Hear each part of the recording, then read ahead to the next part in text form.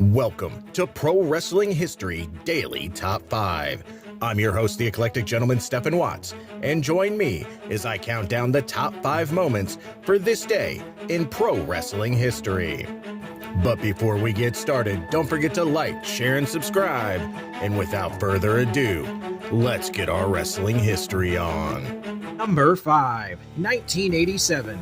Hector Guerrero and Dr. D defeat Jerry Lawler and Bill Dundee for the AWA World Tag Team titles in Memphis, Tennessee. Number 4, 1972.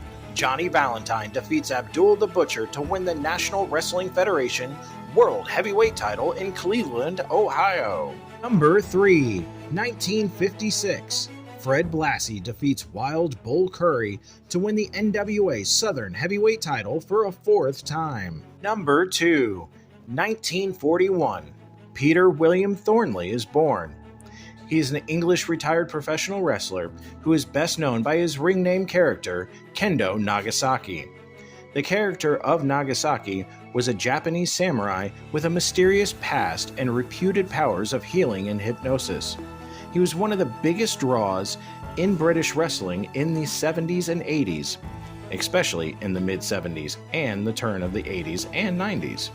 Thornley wore a mask for most of his career, the one significant exception being several months following a December 1977 televised voluntarily unmasking ceremony.